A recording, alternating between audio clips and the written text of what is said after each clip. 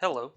Today I want to talk about loop filters because I believe 90% of people are not using a strict enough filter, as I see people claiming they are making 20 divines per hour but still have fusings showing up or other junk that mathematically isn't even worth picking up.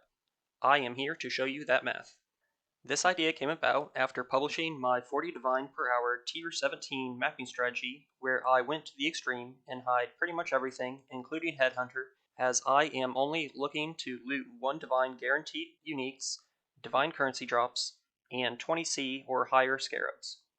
To get to the math, the baseline example I will show is 20 vines per hour, as I believe this is near the top end of juicing, thus a stricter filter is almost necessary, but people aren't doing it, especially since the loot this league, once again, is pretty crazy. So mathed out, 20 divines per hour is 0.78 chaos per second, which is the bar we will use to determine if something is worth picking up.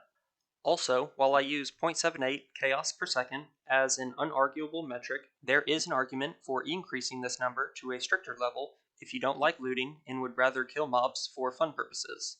I personally don't like looting so much that I invoke the 80-20 rule, which is a finance or business rule, which says 80% of your revenue comes from 20% of your customers, which I believe still holds true in Path of Exile, as I take it to mean 20% of my drops will make up 80% of my revenue, thus I'm only looking for really high value drops, and this is represented, highlighted in blue, as 15 chaos per second.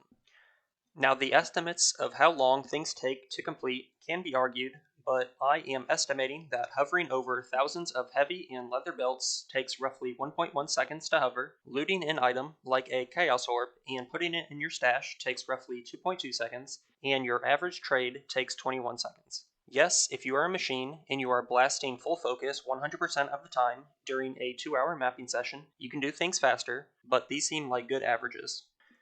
Now, to determine if Mageblood should be taken off your filter, which is something no one would previously suggest, we will look at 3 possible drop rates. The first being, if Mageblood is 1 in 8,000 heavy belts, it is costing you 49 divines of time to look at each one of these belts, so Mageblood needs to be valued at over 49 divines to stay on your filter.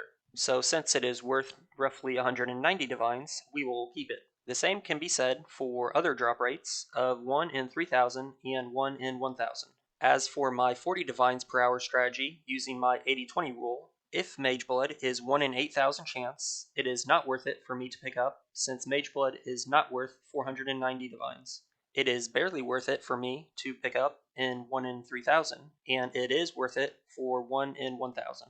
Since I believe Mageblood is somewhat in the realm of 1 in 3,000, I will keep Mageblood on my filter, but for me, Headhunter is hidden.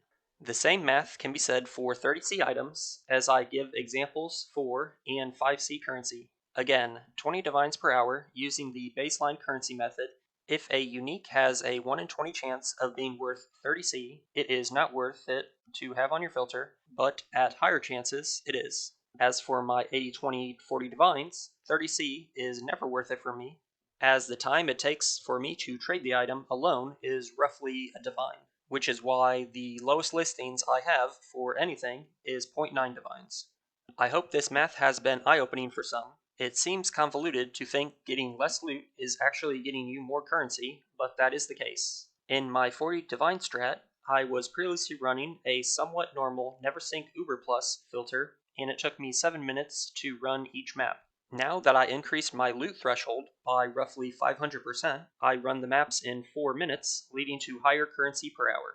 If you don't believe me, test it yourself and start hiding things and tracking your currency per hour until it starts to drop.